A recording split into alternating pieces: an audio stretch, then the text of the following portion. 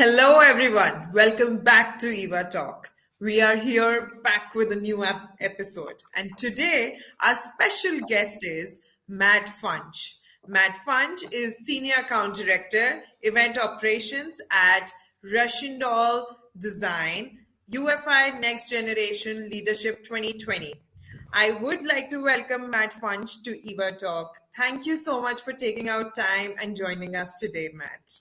No problem. Thank you very much for inviting me, and I'm looking forward to having this conversation with you. That's great. That's great. Same here. So, Matt, as you know, today's topic is strategies for short-term event planning and execution.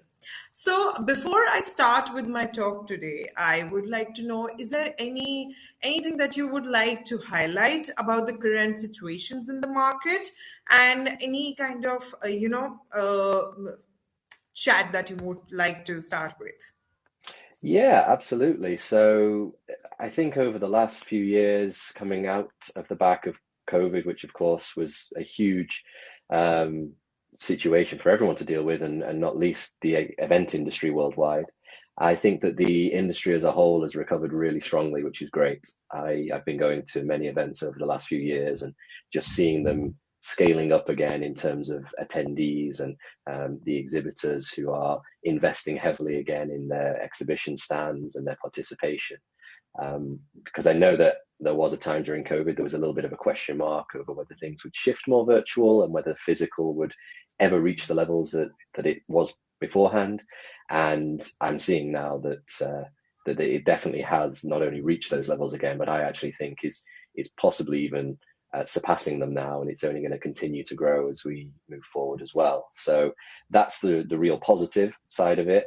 I think that there's another side of it as well, which is perhaps less positive, but I think it's being managed really well, which is the economic climate that everyone's living in worldwide at the moment, and the fact, therefore, that it has a knock-on effect on the supply chain and on marketing budgets of exhibitors as well. So as I say, I think the industry has bounced back really strongly, but I just think that is an ongoing issue in the background which needs careful management on an ongoing basis. That's great. That's great to hear from someone that's an expert in the field. So, Matt, as we are starting with the topic of COVID and how we learned over the years to manage both the worlds, right? So, here is my first question. What are the essential components that make short term event planning successful, and how do they differ from long term planning strategies?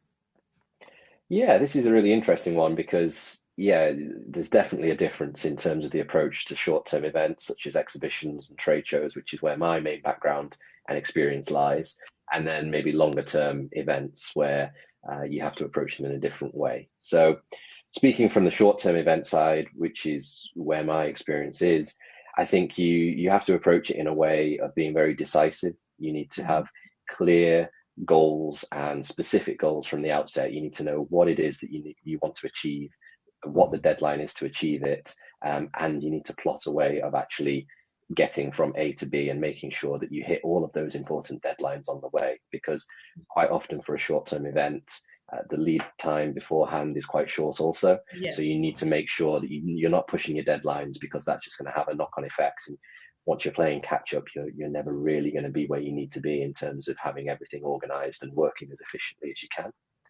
Yes, Um, surely. yeah, I think as part of that as well, you need to be flexible and adaptable, because there's always going to be curveballs. There's always going to be unforeseen issues along the way, whether it's on the supply side or on the client side. Speaking from an agency point of view, which is where I work at the moment. So yeah, I think that you just need to treat it in a very organized, efficient way, and you need to make sure that the organization is perhaps at an even higher level than it maybe would be for a longer term event, where you have a bit more time and a bit more flexibility in terms of how you're approaching the planning of those events. So you would say that timelines are the most crucial part that is in the planning and strategizing process as a highlight. So with this, as we are talking about tight timelines, short-term events often come with tight timelines, right? So how can event planners effectively adapt to these constraints without compromising the quality of the event? Yeah, this again is a really interesting one, and it's something I've had a lot of experience of over the years, working with many different clients on many different exhibition projects. And I guess my number one piece of advice for that is that you need to make a call very early on in terms of how you prioritize the tasks, and you prioritize them based on the impact they're going to have when you are at the event and you are exhibiting at the trade show or the exhibition. Not everything is going to be feasible. You might come into it with all the grandest ideas and you want to do this and you want to do that. But I think a really important skill is that you've got to be able to take a step back and think, right, realistically, which of these big plans are we realistically able to deliver? And more importantly than that, if you are able to deliver them, can you deliver them as effectively and as high a quality as you would need to for it to have the desired impact? Because if you're not going to do it properly, you're better off not doing it at all. Yeah. And I think that is a real skill that you develop over time and through doing events. I think you just need to have that understanding and awareness of realistically what can you achieve in that tight timeline. So And it would be realistic timeline management and realistic goals to be achieved within yeah, a very short frame of time. All right, yes. thank you. Thank you for sharing that. So, how can event planners inject creativity and innovation into short-term events to make them stand out, even with the limited time for preparation, as we talked about, related to the timelines and also other realistic goals? Yeah, I think that there are a number of ways that this can be achieved. I think to begin with, when an exhibitor or an agency who's working with an exhibitor is right at the beginning of the process, I think there's a real skill and importance to focusing on what those key elements are of the stand. You want to make sure that everything that you're putting forward or proposing as a design aligns with the brand, it aligns with the objectives of the show, and it is obviously creative enough to trigger interest from the attendees, but also it's got to be within the realm of the brand guidelines and the overall look and feel of the brand as well. So I think there's a balance there that needs to be unlocked.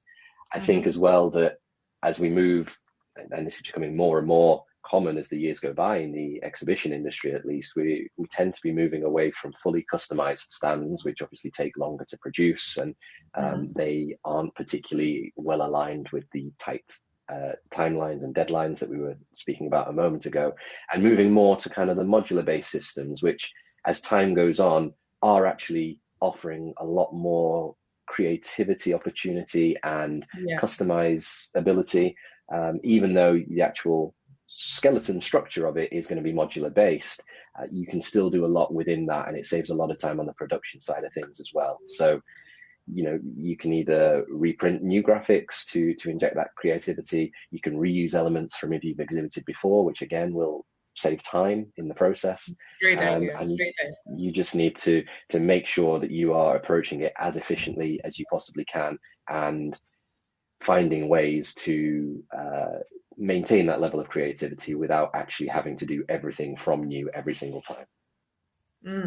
I think anyway we are talking too much about sustainability these days, and events, if we can be sustainable, because events are things that are for a very short duration, maybe 2 3 days, and we are having loads of things invested into it. So sustainability that you highlighted here is again a great point that we can cover. Um, as you said that in the near times you've been visiting new events, and there have been many changes since COVID, right? So any event that you attended was for a shorter timeline, and you saw something creative that you would like to share with the audience? Yeah, there've been a number of things that I've seen that I think when I've been walking around, it's kind of stood out as something different, something new. These days you see a lot of companies utilizing AR and VR, which obviously is Yeah, very well yeah, known about. But I think yes, within the exhibition and trade show world, it's still in its infancy, and people are still learning how best to utilize that technology. As I'm yes. walking around, I'm seeing different applications of that technology. Some of them work really well, some of them perhaps don't work as well, but I think overall the whole industry is in a bit of a learning curve with that at the moment because it's such a new technology. And over time, over the coming years, I think that's going to become a real tool for unlocking creativity, uh, aside from your physical stand design, but unlocking creativity in the virtual world as like an add-on and something complementary to what you're actually physically building. All right. So, while you're talking about AR and VR, right, and how you've seen it working actually in the physical space in these events as you're moving around, I think the point of hybrid collaboration of these events also is a great utilization for shorter timelines, as you can, utilize both the concepts of physical and virtual and use these. So again, thanks for sharing that, Matt. And with this, I think I have another question in mind. So, how can event planners strategically leverage partnerships and collaborations to enhance the quality and impact of short-term events? Yeah, we had an instance of this recently with a client project that we worked on, whereby it was a very large company, and initially we were going to be working with one subdivision of the business, but some of the other subdivisions of the business were also exhibiting at the event. So we actually went down the route of collaborating with these other sub divisions and pooling the marketing resource together so that then we could collectively offer a much stronger presence at the event than we could if each one of them had done it individually with their individual budgets. So I guess that comes down to partnerships, collaborations, whether that's internally at a very large business, as in the case I just described, or even if it's external from your business and you have key partners who are also going to be exhibiting at the event, whether it's a distributor, whether it's a different type of partner, I don't know, but just that collaboration, I think, can unlock a lot of economies of scale from the financial side of things. If you pool resources together and you're working collectively rather than getting two of everything in effect, then it can work out a lot better in the end. But also just that collaboration, that strong presence, joint presence. I think you're tapping into the power of two brands then working side by side rather than just being a standalone exhibitor at an event. I think that is actually something that we should be, making the most of it while in short-term situations. So, as we are talking about collaborations, partnerships, and enhancing the quality, right? As you know, with short-term events, that may also involve quick negotiations with vendors and sponsors, right? So, how do you build and maintain strong relationships with key partners in short time frame? Because people take leverage of those short durations that they're going to take They and do, yeah. delivering it within the timelines as we talked about. Yeah, so I think that it's vital, and as the years go by and I spend more and more time in this industry in my career, I am fortunate that I am continuing to build really close partnerships with vendors, contractors, suppliers, and I think that it really comes down to nurturing those long-standing relationships that are built upon trust and experience of working together, because we're fortunate where we work that we have some excellent supplier partners that we work with and have done for long before I was at the business, a long time. And in that case, it gets to a point where it's not really a supplier customer relationship. It's more a case of when we get a brief from one of our clients, it's a collaborative process, and we work with Yeah. our suppliers to say, how best can we achieve this, and what's the most cost effective way of doing it. So you know it As it you does go without. highlighted, collaborating and working Yeah, together is ex- going to be the benefit of it. exactly, and it's you can't get away from the fact and forget the fact that, us as a business and our suppliers as businesses, they're in it, they're in business to make a profit and make money, and that's fine. Yes, of There's a course, of financial course. driver behind that. Yeah, But yeah, I think there's a balance between that and working collaboratively and finding the best solution for the end client, yeah. which is far more important than, a little bit more profit at the end of the job. Yeah, so you would say network is a very essential part, and relationships, network, and of course, making the most out of the collaborations that are coming together. So, Yeah. I think that is very important. And as we are working in the event industry anyway, networking and building relationships from maybe exhibitors, vendors, and suppliers to the clients that are coming in, and also the audience that is coming in. So networking is really important, right? Yeah. Now, with this, Matt, I think I have my last question for you. Are there emerging trends or innovations in the field of short term event planning that planners should be aware of to stay ahead of the curve? Just where I started off. Yeah, there definitely are. And I've already touched upon the whole AR, VR side of thing, which I think is a huge emerging Yeah, trend. So I very won't kind of repeat myself on that. I think that kind of going side by side with that, what I'm seeing a lot of um, in terms of what people are integrating into their stand design is kind of gamification of their presence at a trade show. So finding ways to interact with the audience that isn't just a simple handshake, hi, how are you? It's more engaging, whether that's, I was at an event a couple of weeks ago and I saw a company exhibiting who had a big, full size LED wall that was touchscreen, and they were basically popping balloons like in a game, Oh, basically on a oh, touchscreen, which I thought was nice. really good. That's introducing gamification. They had a leaderboard, they gave out a prize at the end. Um, and whilst that might not directly be related to what they do as a business, it's getting people onto the stand, which is the number one um, objective of any exhibitor. That's why they spend the money to exhibit at an exhibition or a trade show. So that kind of thing is becoming more and more popular, I think, and will only continue to do so. And then kind of moving away from the innovation side more to just like an ongoing trend, going back to what you were touching on before, which is that sustainability side of things, Yes. which is it has been important for a number of years already. I think the industry is moving very much in the right direction, but there's a lot more that can be done, and that's only going to continue in the No next doubt, two, no three, doubt. 4, 5 years. So that is a trend that is just ever evolving and growing, and it's something that as people working within the event industry, such as myself and our agency Yes. and all the other agencies out there, it's got to be at the forefront of our mind now and just on an ongoing basis in the future. Yeah, sustainability has now touched upon each area of event planning, be it strategizing, be it creativity. People are trying to make most of the resources that are available within the limits, and actually reusing things. And I think it's a great example because anyway, events are a very large scale showcase of things. So why not Yeah. present something that's important?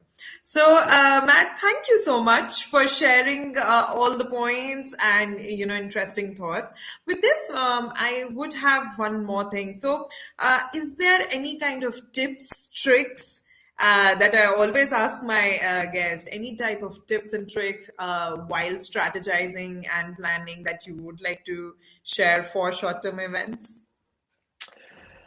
Oh, that is a good question. I think that the thing that I've always found over the years is that, and it's maybe not necessarily a tip and a trick because I know it's very widely well known, but absolutely make use of project management software that is designed to make the life of people like me, but not only people in the event industry, any kind of project manager or any role that has project management within it.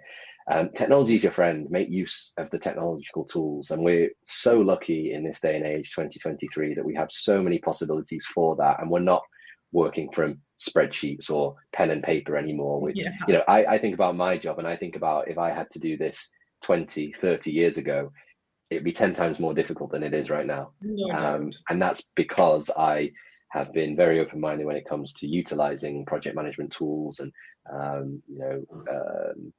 different kind of software that is specifically designed and marketed and sold to make my life, people like me, our lives Easier. easier. Yeah. No doubt. Thank you, Matt. Thank you for sharing such interesting, forward technical points, I would say. We discussed AR, we discussed sustainability, we discussed about how, nurturing the relationships is so important. Like you mentioned, it's very important. And through the event industry, we've learned over the years that nurturing relationships, maybe with the audience itself, is very important and touching base on what they're requiring through the event.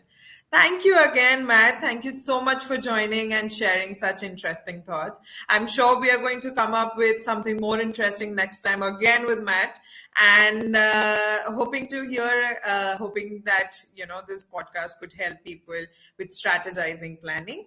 And thank you again. And I would like to close the talk now. Thank you, and Great. we'll be back again with a new talk very soon. Thank you very much.